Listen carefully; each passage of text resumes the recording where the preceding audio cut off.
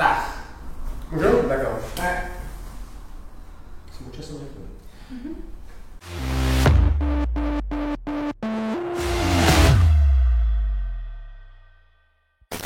Ahoj, já jsem Dan, tohle je Fit to Fight. Dneska tady máme zase kačku a ukáže nám další techniku na zemi. Dneska nám ukáže, jak se dělá triangle. Ne takový to cinkátko, který se není cinká, ale triangle, no. Tak, předávám slovo. Triangle je hodně silný škrcení. Ukážeme se ve dvou pozicích, ukážeme si ho ze shora z mountu a ze zavřeného gardu. Triangle je hodně silný škrcení, to se jde dělat z různých pozic, nebo můžete se tam dostat z různých pozic.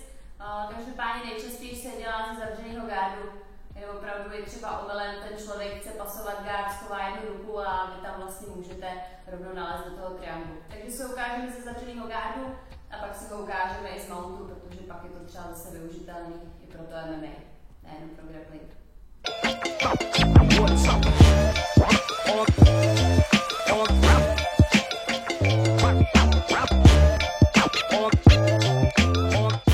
Nejdřív si triangle ukážeme ze zavřeného gardu. Jo, ta pozice vypadá tak, že vy tady vlastně máte soupeře uvnitř svých nohou, zároveň máte skřížený. Zase pro ty submise je potřeba ty kolena mít hodně vysoko. Pokud ty kolena nechám takhle nízko, pánek dole, tak je zase větší pravděpodobnost, že on z toho uteče, má tam daleko víc prostoru a já prostě nemůžu pracovat. Takže já dám kolena hodně vysoko, tady se snažím těma nohama vyvíjet i co největší tlak. Teďka tady zase standardně probíhá nějaký boj o ty úchopy, nebo se ten člověk snaží být, pokud jde o nějaký zase MMA zápas. A teďka jaký tady já mám možnosti. Já buď to nějakým způsobem, buď to takovýmhle overhookem zajistím soupeřovou ruku, anebo, což je možná efektivnější, zajistím soupeřovou hlavu. Pokud budete zajišťovat soupeřovou hlavu, dbejte na to, ať je váš loket schovaný takhle hezky uvnitř. Já když ho tady nechám venku, tak zase jakoby nemám takovou sílu v tom a nejspíš se mi to vůbec nepovede. Takže loket schovaný uvnitř a takovýmhle háčkem přitahuju jeho hlavu. Teďka v nějakém nestřeženém okamžiku vezmu tuhle ruku a schovám ho vlastně k soupeřovému podpaží. Přehodím svoji pravou nohu nahoru. A teď už mám toho soupeře vlastně zamčenýho v docela nepříjemné pozici. Protože on už teďka tady jako toho moc nevymyslí. A já mám zase prostor na to, se tady začít vytáčet do strany a v té straně překřížit svoje nohy, zamknout ten triangle. Co se týče samotného držení toho trianglu, mně se teďka nepovedlo udělat tolik spání nahoře, tak mi snažte se držet celou dobu pánem hodně nahoře. A potom, co se týče toho zamčení, je důležitý, aby vlastně ta noha, co je pod vaším kolenem, byla furt špičkou sflexovaná. Já když tu nohu tam nechám takhle jenom jakoby opřenou, nebo nechám ji tam tím nártem, vlastně takhle pod tím kolenem, tak když se cukneš třeba trošičku, tak vidíte, že se mi to rozpadne. Takže vždycky flexujte tu nohu. Potom tady v té pozici, ještě co se tam nabízí je, můžete začít páčit vlastně ještě tady tu spodní ruku, nebo vlastně tu ruku, co má uvnitř. Další možnosti, ze kterých si dneska, ještě jednou. Další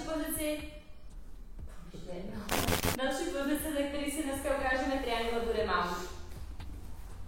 Zase podobně jako v tom gardu, tak se snažím mít kolena hodně vysoko. Obecně proto, když potřebuji nějakou submisi z toho mountu, na to hrozně baví, tak se tady říká. Ne, to budete nedostatek, jestli když se snažíte o ty submise, vždycky je potřeba ten mount hodně vysoko. Můžu tady soupeře, zase probíhají tady nějaký boje o úchopy, nebo třeba bijete, nebo můžete toho soupeře tady trošičku přiškrtit, abyste právě ho zaměstnali. A zase, v střeženém okamžiku nasunu svoji levou nohu vedle jeho hlavy, pod jeho rameno. Zároveň si tady takhle podržím jeho hlavu a druhou ruku mu na moment zajistím rukou a pak mu tady takhle přišlápnu chodidlem biceps. Prohodím vlastně ruce, co mi kontrolují hlavu. Přenesu těžiště trošičku na levou stranu, abych mohla zaháčkovat vlastně takhle toho soupeře svojí nohou. Potom přenesu těžiště zase hodně doprava a víceméně tady můžu zase začít triangle. Zase si dám pozor na to, abych tady měla nohu sflexovanou. Tlačím kolena k sobě. Můžu ještě trošičku přitáhnout jeho hlavu k sobě. A nebo se můžu celá dotočit vlastně do spod, kdy budeme zase v té předchozí variantě, kdy já jsem na zádech, vlastně jak jsem začínala předtím z toho garda.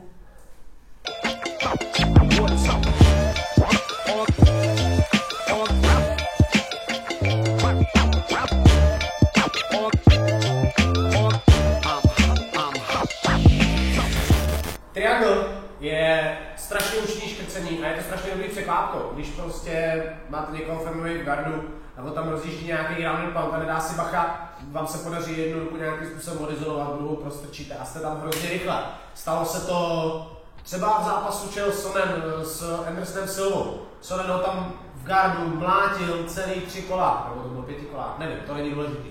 Celou dobu a v posledních asi 15 vteřinách Silva udělal šup, triangle, vítěz. Jo, je to opravdu jako výborný překvapení a zároveň, když to opravdu zavřete, tak ten člověk se z toho už nedostane. My děkujeme Kačce. Děkujeme i vám, pokud jste to dokoukali až sem, jste ty praví válečníci. A dejte nám lajky, share a uvidíme se u dalšího videa. Čau.